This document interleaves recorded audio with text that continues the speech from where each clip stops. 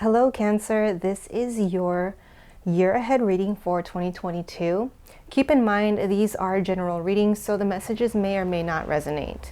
But before we get into the energy of 2022, let's take a moment to close out 2021. So I'm going to pull a card for what life area was your focus in 2021. What lessons did you learn in 2021?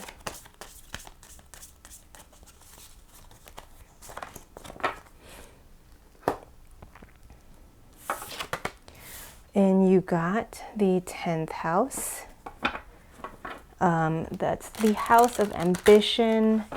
It is the house where you're, it's about achievements and your status in the world. Let's go pull a card for what challenged you in 2020 and what supported you in 2021. Sorry, 2021.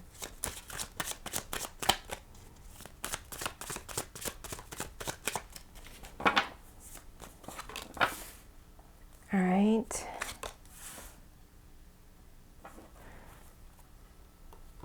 Okay, so what challenged you in 2021 is this rest card here with the Four of Swords. I think that sort of makes sense when we're looking at the 10th house, being that it's about ambition and achievements. So there was kind of an internal push within you to get things going, get things started, it was like productivity was a big value and focus for you. So it was really difficult for you to find any moments to kind of rest and allow yourself to heal through certain cycles that you were experiencing in 2021. What supported you here is the Page of Swords coming up here in this in your supportive energy. And I think that despite the fact that you had some challenges, and I'm not saying you didn't rest at all, but just the overarching theme of 2021 was kind of a go, go, go mentality. Despite that challenge, you weren't rushing into things. And that's what this Page of Swords is kind of showing as a support for you in last year, or the end of this, depending on when you're watching this.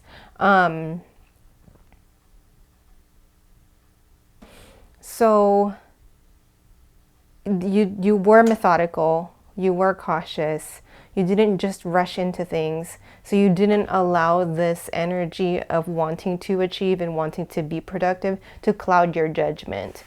So that was the highlight for you. Now I want to pull a few cards for what energies you're working to release in 2021 before you enter into 2022. Just want one more.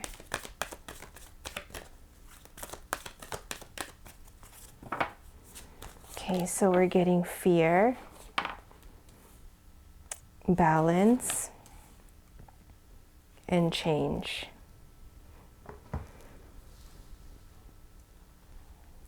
So it feels like what you're working to release, kind of these two, the fear and change, kind of go hand in hand. And maybe that's what the challenge was about for you, is that there were lots of changes that maybe you were going through, either at work, family, whichever life area. It could have been all of the above or just one main one. But the changes felt so overwhelming that it put you in this energy of fear.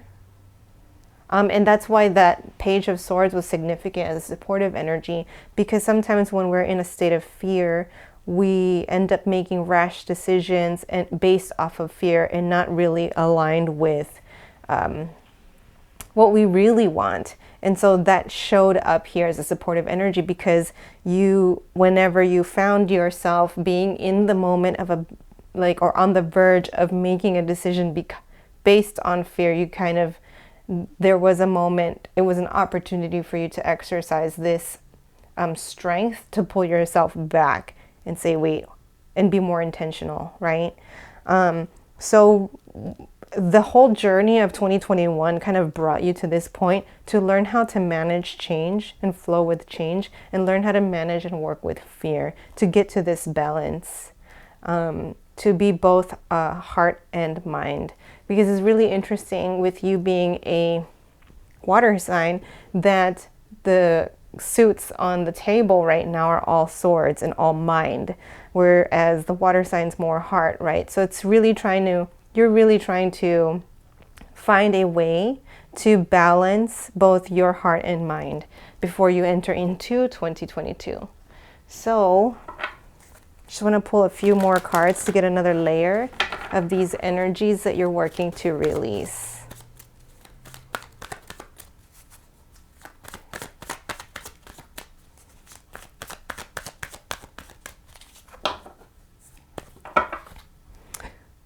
Surrender ego. Surrender addictions. And surrender resentments. So that surrender ego guidance is making a lot of sense here, because a lot of the times that fear comes from our ego, because our ego is there to help us survive, right? So it's the part of us that wants to manage risk. So from that is born the anxiety, is born the fear. And so whenever you come into a choice point, or maybe not even a choice point, but like a significant change in your life that might trigger some anxiety, fear, or worry, you have to just kind of take a moment to step back, right? And ground yourself and ask yourself, like, observe where this thought, where this feeling is coming from. And know that you don't have to, take any action right away. That's probably where this is coming into play right here with the rest, is that you can slow down. You don't have to feel like if there's any opportunities where a choice has to be made, or if there's any change that you're gonna come across, that doesn't necessarily mean you have to be 100% fully prepared for it, or fully prepared to make that choice right away. You get to pull back. You get to make it in your own time. And because when you start kind of allowing, when you start thinking that you have to know everything at the moment that you've been presented this choice, or you're experiencing this change, that's when you begin to overthink. And then that's when you're out of balance. And so that's what I feel like I'm getting off of this card here with the surrender your addictions. I don't think it's necessarily actual addictions, although some for you, this is a general reading, so maybe that could be true for some.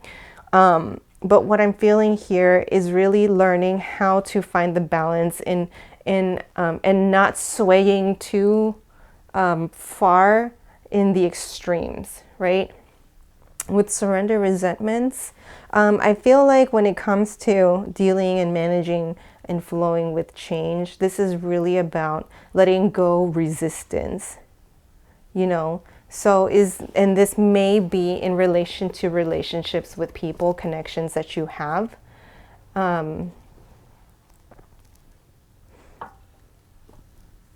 If you're feeling resistant to change, then it's like asking you to dig a little bit deeper and uncover what that energy, that resistance specifically, is really trying to communicate with you. Could it be a form of resentment? And then if so, why? What is it that you need to do for yourself to move forward? Okay, so now let's get into Let's pull some cards for 2022.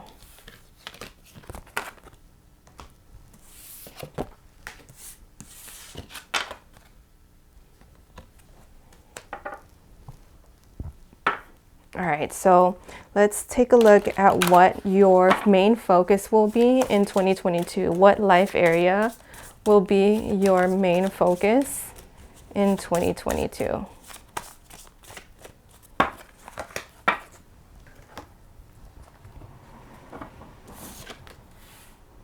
And you're getting the 5th house. That is the house of pleasure and will and joy. It can even spark some creativity. So let's see. It's almost like I think it feels like what happened in 2021 that prompted you to kind of value or focus on productivity. Now you're wanting to be more intentional in 2022 and create for you. Yes, you want to be productive, but then now you're not wanting to be productive just for the sake of productivity. Now you're wanting to be more intentional with how do you harness that creativity, because you're feeling like you want to create something, but you want it to be meaningful. So what will be challenging you in 2022 is letting